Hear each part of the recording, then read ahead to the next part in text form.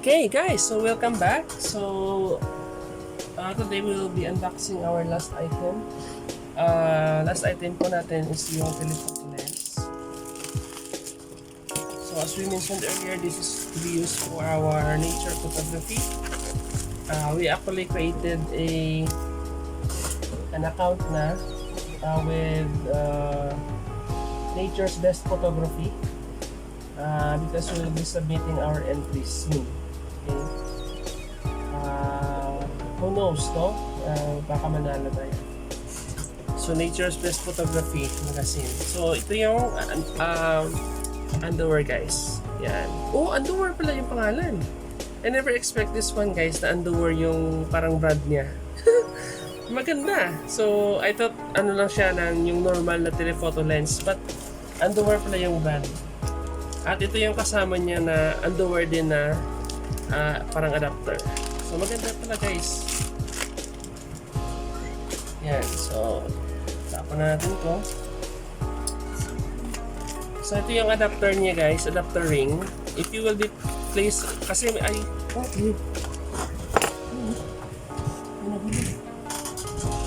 ito pala. Parang may ano siya, guys, may kasama siya parang itong maliit na tawag dito, parang tool na ma-adjust mo yung adapter ring. Yan dito. So ito yung adapter ring, guys. Yan. So this will be placed in between our telephoto lens and our camera. Ito. Alright. So let's unbox na. Without further ado, our telephoto lens. We expect, guys, na mahaba to, mabigat. So we will place it later on with the assistance of my wife. Yan, may ano pa siya, guys. Meron siyang pouch. Yan, meron siyang pouch. Maganda siya. Almost 3,000 lang siya, guys. Ito siya. Yan. So sa middle na siya nakalagay. Tapos ito yung camera parang dito. Yan. Ito yung parang manual niya. Sige. Ito po ta. Yan, wala na, guys. So, pero ang maganda is double carton siya, guys. Kasi we asked the seller to place an extra padding para hindi ma-damage yung item. At yun nga, he followed my request na lagyan ng extra box sa loob. So, maganda, guys. Parang double effect. Although I would suggest for the seller, kasi there is still a big room for the lens, Although metal siya, okay naman itong padding niya. Pero I would suggest if you can place up kahit manipis, kahit even just a simple or a thin bubble wrap like this. I think it will add more protection. Yan. So remove na natin yan.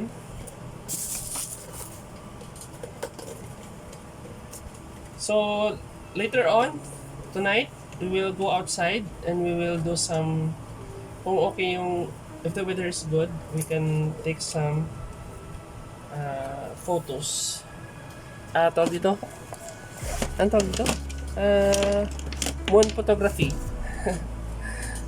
Yan. So this is the manual. Okay, so set aside muna ito para makita nyo. Is it recording ba? Okay. So remove na natin, guys, from the pouch para makita nyo na.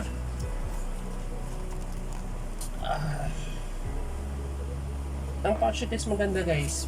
Very soft. Oh, may plastic sa loob. Yan. So yan, guys. So there's a lot. Sabi ko kanina, there's a big room for improvement. Yan, guys.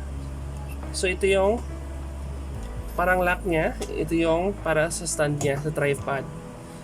So there is a cover here. Yan. So unlock lang natin. Yan. There's a cover. Metal siya, guys. It's metal. Okay. And this one is the adapter ring. So let's place it. Hopefully mag-fit. Everything will fit. Okay, so it fits. Yan. So this one pala guys, this tool right here na the added for free is for this one. You can make some adjustment here if you want something to fix sa side. Yan. Okay, so we have placed it. Okay, now we will unbox here. I will remove the cover of the lens. Hindi siya ma-remove ba?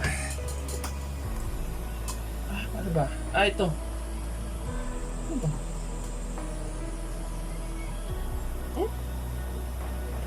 There's something wrong. Parang ano siya guys, oh, yung kita nyo? You know, nakalubog dito. I think na-damage siya sa... I think it's damaged during the shipment. Oh, kita nyo? As you can see, it's not leveled. Oh. Hmm? But we will try to remove. Hindi ko siya ma-remove. Parang... It's fixed. Oh, yan. Okay, we'll check. Okay naman siya. Okay naman siya. Siguro na ano lang siya, na damage lang siya. Hindi siya na-fix eh. Ito lang. I'll try to place it back. Siguro pag nagmamadali sa seller, yan o. Level naman siya. Siguro nagmamadali sa seller, nakalagay niya, hindi level. So okay na, no? So ito yung cover niya. 67. Okay, 67 siya. Ayan. So ito yung parang ano niya guys. Yan. Parang lens niya. Layo-layo, di ba? Oh? Nakikita ko pa yung sa TV, oh. Oh? Oh, yung nakamotor, oh. Yan. So ito siya guys. Ito yung lock niya if you want to extend. Yan. Teka, extend natin ha. Ay, oh, hold it. Lock pala yan. Open natin. Try natin i-open. Extend natin.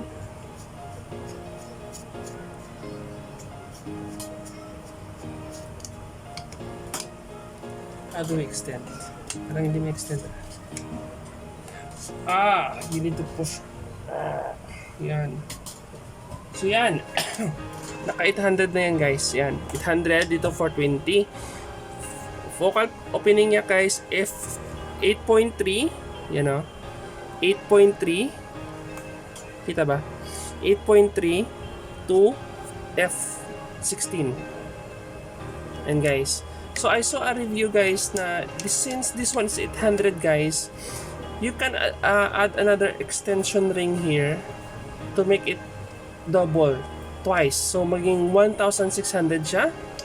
And then another adapter ring magiging 3,200 siya or 3,200. So we will see about that, but we will test this one first. Okay? So now, hindi mo pa maano.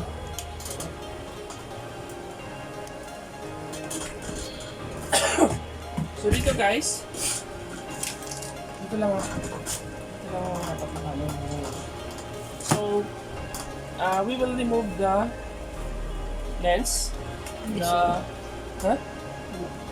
we will remove the lens. Yan, na-remove natin. Ito niya. And we will try to connect the telephoto lens and see if it will fit sa camera na.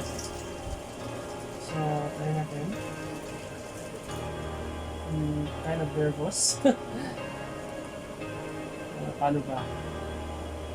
Okay, so meron siyang apat na parang locking mechanism.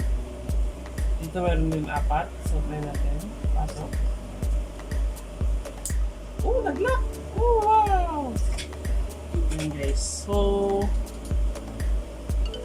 not sure kung okay yung pag-lock ko. Yan siya dapat eh. Wait lang. So, i-adjust ko ito para buka siya sa ilalim. Ano ba? Ayan. So, okay na yan. Ayan. And Isa guys. Haba-haba. So, yan. Sige lang. Ilak ko muna to. Ilak ko muna yung lens. Ilak ko muna yung lens. Para at least makita nyo guys kung how does it look pag na-connect ko kayo. Medyo ano siya, medyo matagal siya mag-lock.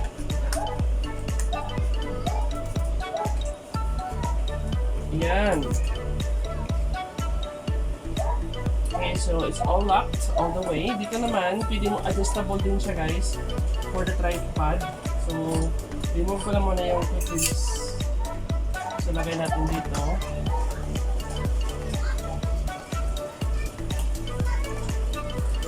So, the purpose of the quick release holder guys, para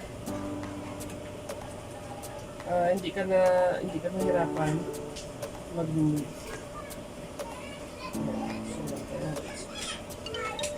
Kasi kita lang ito sa pagyan? Halo doon sa kwarto. Yan, so okay na yan guys. And then we will try to lock also this one guys is adjustable then you can turn, so you can adjust, you can lock it here also. Yan, baka matigpo. So yan na guys, so it's connected. Ito connect. Yan. Okay naman? Tatlo na ilakas ko. Yan, okay na guys. So it's balanced naman siya, diba? Kasi the purpose of the long range guys, the purpose of the tripod for long range capturing or photography is to avoid the shake. So kailangan mo talaga nito. So try natin. Try ko i-level up. At i-test natin yun sa TV. I-focus mo sa TV. Try natin makita yung mga tao sa building na yan. Nakita ba? Yan, so may mga building dyan eh. So try natin. Makita natin yung mga tao dyan. Alright. Oh.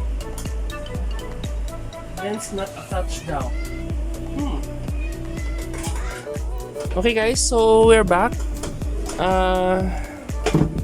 I found the reason pala kanina guys na lens is not detected kasi I remember na dapat naka-manual siya. Yan o. So dapat naka-manual mode siya. So ngayon naka-manual kasi kanina naka-shutter, naka-up. Pag i-aperture mo siya, lens not detected. Pag shutter, lens not detected pa rin. Yan. So pag shutter, pag program, lens detected ba din or lens not attached. So pag manual, ayun. Yan o, manual. So ang opening niya, wala siya kasi ang lapit-lapit kasi. So try natin i-adjust. Yan, so hindi siya ideal for indoor. Yan, yung sa TV yan. Grabe guys, super ang ano niya, ang grabing focus niya. Ayan oh. Hindi pa tayo naka-extend niya, naka 420 pa lang tayo niyan.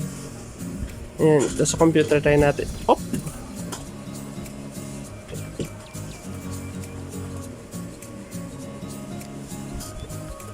Ayan. Yan, sa computer yan oh. Yan, sa computer screen ko yan. Hindi siya balance ah. Yan, so hindi siya ano guys. Yan oh. Hindi pa siya naka-extend yan. So we'll create another video guys sa labas na. Okay?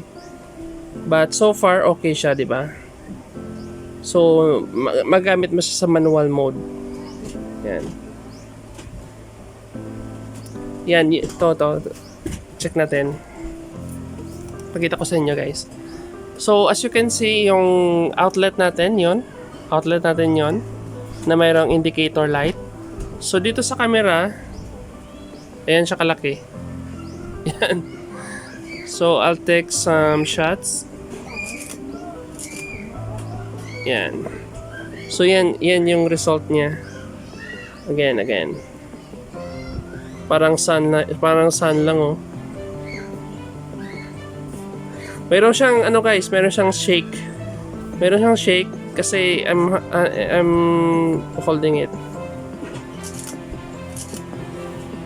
Yan.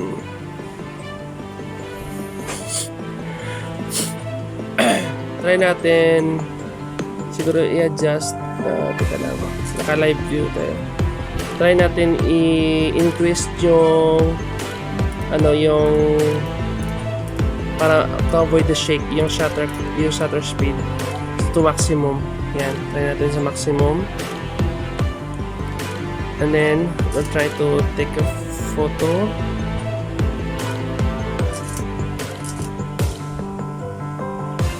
Nawala sa try natin. Wala pa rin. So check natin guys. Wala talaga. Yan lang, oh.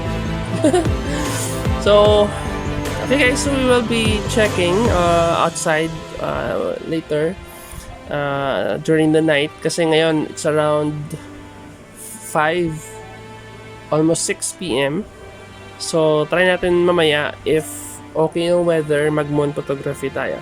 Okay? Hopefully clear yung skies. Yan guys. So again, keep watching. We will share some photos later on.